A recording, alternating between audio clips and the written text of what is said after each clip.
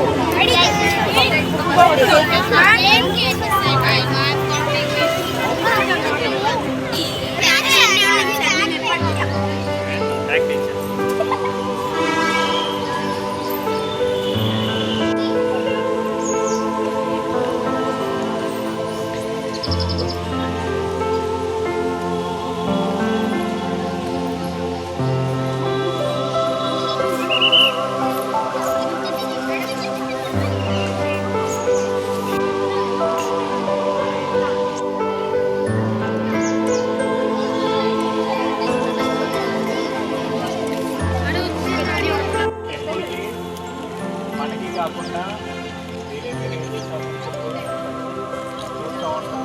మనకి తెలియదు, పాత చరిత్ర కలిగినది. అందుకే మీరు కూడా ఇప్పుడు తెలుసుకోండి. టీచర్ చెప్తారు, అందరు చెప్తారు. ఓకేనా?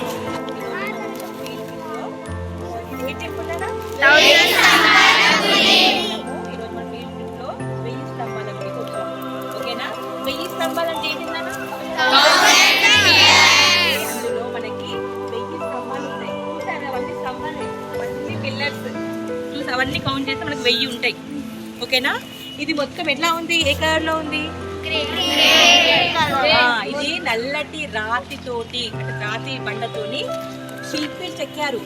ఇవి రెడీమేడ్ కాదు, శిల్పి. అందులో చాలా బొమ్మలు ఉంటాయి. చూడండి, మధ్య మధ్యలో బొమ్మలు ఉన్నాయా? అవన్నీ చెక్కారు, అవన్నీ చెక్కినవి అన్నట్టు. నల్లటి రాతి బండతోని చెక్కినటువంటి ఇవన్నీ పిల్లర్సే. అందువల్ల దీన్ని ఏమన్నారు? 1000 స్తంభాల గుడి. స్తంభం అంటే పిల్లర్స్. ఓకేనా? మనం కౌంట్ చేస్తే 1000 స్తంభాలు ఉన్నాయి. కానీ ఇది ఎప్పటి కాలంది? క్రీస్తు శకం 1163, అంటే 2026. చూడండి ఎంత గ్యాప్ ఉంది కదా. మనకు ఇది ఓరుగల్లు అనేది ఇంతకుముందు వరంగల్, ఇంతకుముందు ఏమనేది? ఓరుగల్లు సామ్రాజ్యం. ఇది చాలా పెద్ద సామ్రాజ్యం. కాకతీయులు పరిపాలించింది ఇక్కడ. మా రుద్రమాదేవి, కాకతీయులు ఇక్కడ సామ్రాజ్యం ఇది. ఇందులో చాలా ఫేమస్ అయినటువంటి టెంపుల్ ఏంటిది? 1000 స్తంభాల గుడి. ఓకేనా? ఇంకోటి రామప్ప. ఇది 1000 స్తంభాల గుడి. ఈ 1000 స్తంభాల గుడి మన హన్మకొండలో ఇక్కడ మనం చాలా అదృష్టవంతులం కదా, మనం ఎప్పుడు చూసుకోవచ్చు.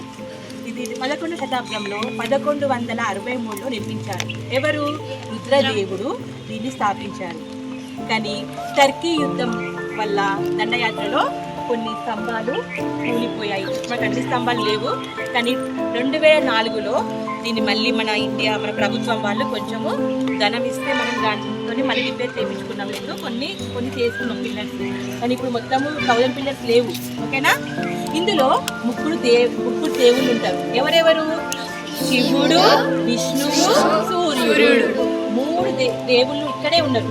అంటే 3 వేరు గర్భగుడులు ఉన్నాయి. అందులో చూపిస్తాయి ఇప్పుడు మీకు. శివుడు, విష్ణువు, సూర్యుడు. శివుడు, విష్ణువు, సూర్యుడు. 3 దేవుళ్ళు ఇక్కడ గర్భగుడులు వేరుగా ఉన్నాయి. అందువల్ల వీటిని ఇక్కడ ఏమంటారు? త్రికుటాలయము అంటాం. ఇక్కడే ఉన్నాయి. ఓకేనా?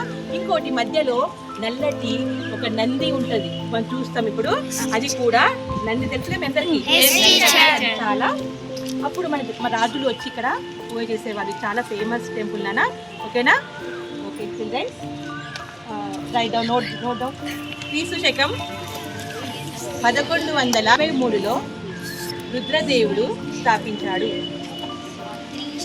ఇక్కడ శివుడు, సూర్యుడు, విష్ణువు 3 గుడులు, గర్భగుడులు ఉన్నాయి. అందువల్ల దీనిని త్రికుటాలయము అంటారు.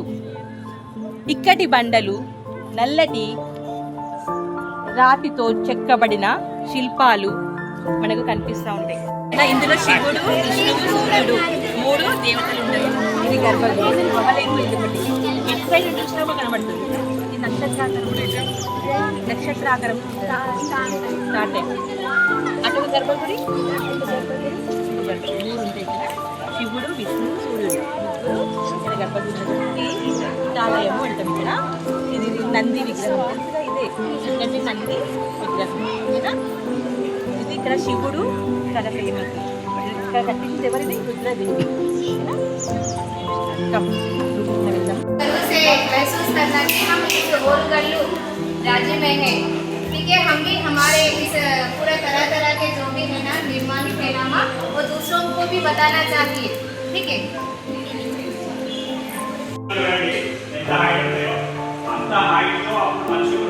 రాజులకు పొడుగు పొడుగు ఉండేది కాదు, పొడుగు పొడుగు 6 అడుగుల ఎత్తు, గంభీరమైన శరీరం, ఇంత హైట్ ఉండడానికి కారణం ఏంటంటే అప్పుడు ఉండే వాళ్ళు చాలా హైట్గా ఉండేది, చాలా బలంగా ఉండేది. వాళ్ళు ఎలాంటి మిషన్స్ యూజ్ చేయకుండా ఇవన్నీ చేతులతో వాళ్ళు తీసుకొచ్చి పెట్టిన పిల్లర్స్ ఇవన్నీ సిమెంట్ లాంటి ఈ పిల్లర్స్ అన్ని వాళ్ళు పట్టుకొని తీసుకొచ్చి ఇక్కడ పెట్టిన కాబట్టి ఇవన్నీ ఇప్పుడు మనం వేయగలుగుతాం. వాటిని ఎవరైనా పట్టుకోగలుగుతామా?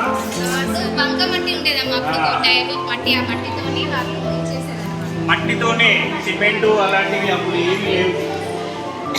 మట్టి ఇలాంటి పెద్ద పెద్ద పిల్లర్స్ చూడండి, బండ చూడండి, సముద్రంలో ఎంత పడిపోతుందో.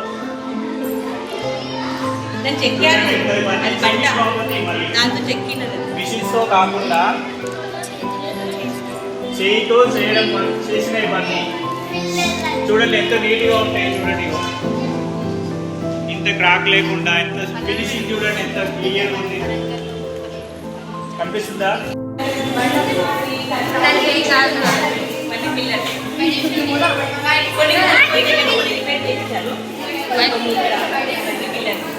అందువల్ల 1000 స్తంభాలు, 1000 ఉండే పిల్లర్స్ ఇక్కడ. ఇవన్నీ పిల్లర్స్ పెట్టేట్టుగా ఇంత లైన్ పెట్టుకున్నాయి. అప్పటి వాళ్ళు కొట్టుకుంటే కాదు, అందువల్ల పెట్టుగా చాలా పెద్దగా ఉన్నాయి కదా. రాజులు చాలా పెట్టుకునేవాళ్ళు.